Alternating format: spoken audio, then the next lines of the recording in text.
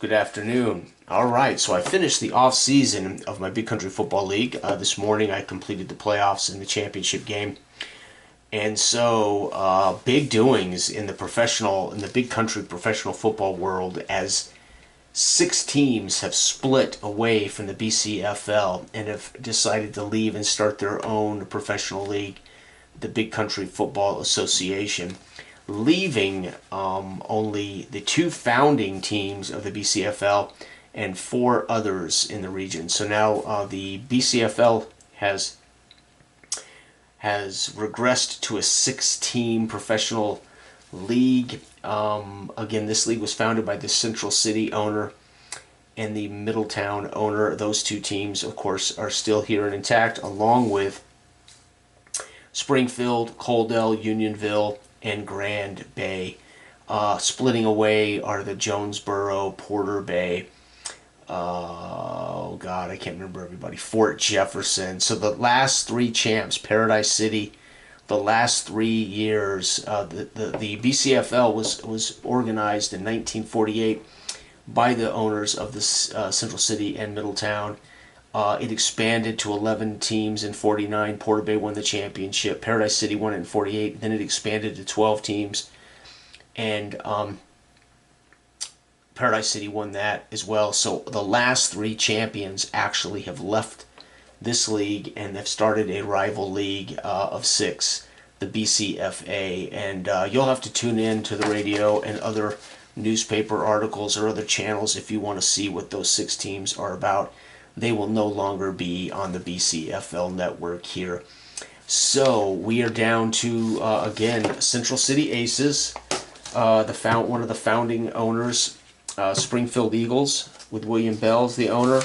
Grand Bay Grays, the McAllister family, still the owner of that franchise. The Unionville Toughs with Jonathan Brandeis III of Brandeis still the owner. Coaldale Miners, Duke Georgievic, the owner of the Coaldale Miners, and Middletown Stokers, Hampton Carsell, is the owner and founder of the BCFL, co-founder of the BCFL. So big doings in the professional football world here in the Big Country universe, as we have seen six teams break away to start a rival league against the BCFL. And again, I have no clue what those teams are going to be doing. We here at the BCFL don't follow traders and turncoats. So Central City has had a great off-season in that they've improved their defense significantly. Their offense still struggling. They have a brand new coach. After a miserable season in 50, they fired their long-term coach, 9-year vet coach, and hired Cecil Milford, rookie. And he promptly improved the defense. The offense, unfortunately, still not too hot. The record of this team over the last 3 years, they were 10-13-1. So just under 500, 3.5 games under 500 over the last 3 years. The Springfield Eagles, William Bell, still the owner, Stephen Ray, still the GM, Chuck Sanders, 8-year vet, stays at head coach. This team has evened up things a little bit as they improve their offense in the offseason. Sanders has Scarby improved their defense from an F to a C with a couple of defensive rookies. Stubbs and Bailey come on board, and that defense goes from an F to a C in one off season. So Springfield Eagles now are a threat. Their overall record in the last 3 years, 10-14. So they're 4 games under 500. Remember, the last 3 BCFL champs are no longer in this league. My former club that I coached to the championship, Paradise City, are gone. Porter Bay, my club, is now, who won the championship, is gone with the BCFA. And of course, Paradise City, who just won it this morning, is gone again. The last 3 champions.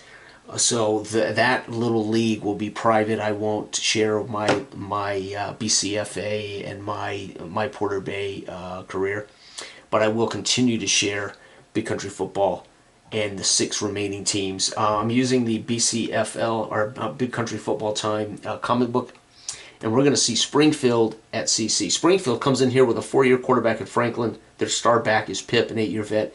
Their star receiver, a 6-year man, Price. Again, they have 2 rookies, defensive lineman rookie. They have a big linebacker rookie, and they have their star DB, Olsen, is a 6. Clark stays on as an 8-year man, kicking field goals. Boone is their punter, a 9-year man, and Evans comes back in returning duties as a 2-year man. We are in John Weber Memorial Stadium. It is a medium-sized stadium of 25,000. This team has only $2 million in the bank, as does Central City Aces, only $2 million in the bank. All of these teams are financially hurting. I think all of them have 2 or 3 million in the bank, so there's going to be some real tough times for the BCFL. Part of why the BCFA broke off is they've got more successful teams and there's more money going on there, and they're just going to do their own thing. All right, so coach here, new rookie coach in Cecil Milford, a rookie. Sullivan coming back, 3rd-year quarterback. Bowens, 2nd-year back. He was a rookie last year. Black, their star receiver in his 3rd year. Their defensive lineman, their captain, defensive line star is Hill, 6. Lorch, linebacker, 7-year man. And Nye, their DB, 5-year man. Bowles back at punting, 4-year man. And Ward, Cecil Ward, back kicking their field goals at 6. And their return man, Black, who is also their star receiver, doing the return duties. And let's get started here, folks. Let's find out what Springfield does in the... so technically, we're going into our 4th year of the Big Country Football League, but much has changed in that we have seen the league now split into... they've been cut in half. This went from a 12-team league down to a 6. We slowly grew to 11 and then to 12, and then to have them break apart, right? So here we go. Springfield's first possession. They're going to be using the C chart. 5 on the C chart is a punt for Springfield. All right. Central City goes to work. Sullivan snaps the ball. They're driving the ball. They're looking at the D chart. They're going to get a field goal. So how about that? We're going to get a field goal from Cecil Ward. Nice. Springfield back to work. 5 again. I think they're going to have to punt. They sure do. Springfield, though, much better than they were, up from an F defense. And 4 for Central City on the D chart is punt. All right, so Central City on the road here at John Weber Memorial Stadium in front of 25,000 fans. Central City's up 3-0. Springfield goes to work. They're trying desperately to get something going, too. They are, I believe, going to get a field goal back. So there it is, folks. Clark is going to tie this game up starting the 2nd quarter. Central City looking at D3 is going to be a punt. Springfield with the advantage, but can't seem to hit it. Yep, 3 more. So Clark's going to take the lead for hometown Springfield. And Central City, again, 4 is a punt.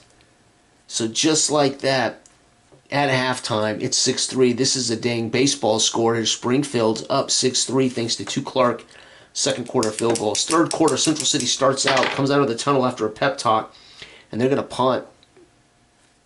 Springfield is going to get another field goal. Clark's just going to keep tacking on field goals, hoping to stretch out far enough that Central City can't win it with a magic touchdown. 6. Oh, big punt for Central City.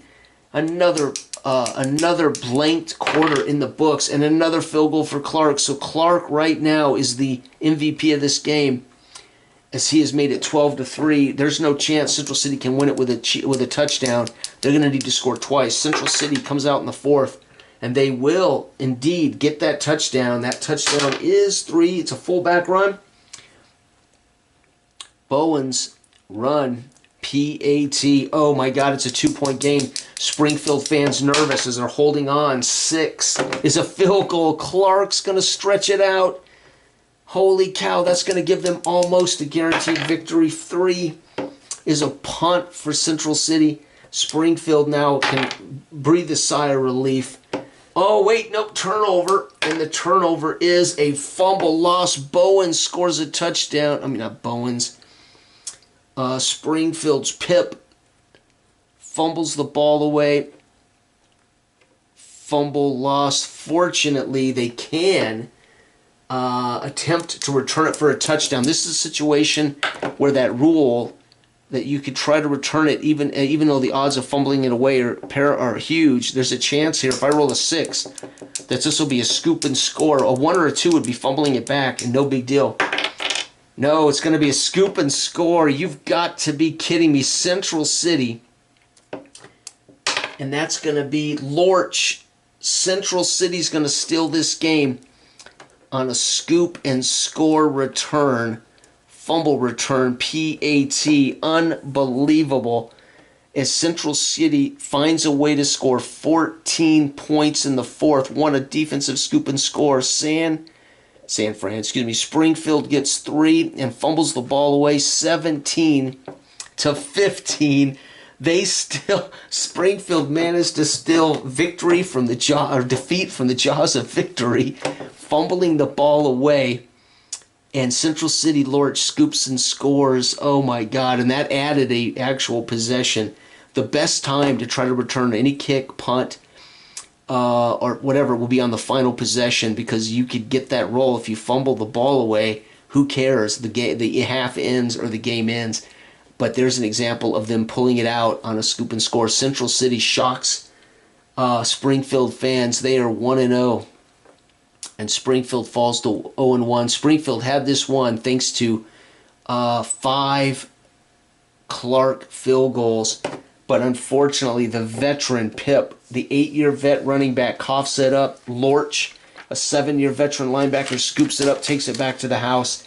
And Central City and A.J. Adkins III will be celebrating tonight on the bus ride home back to the big city, Central City.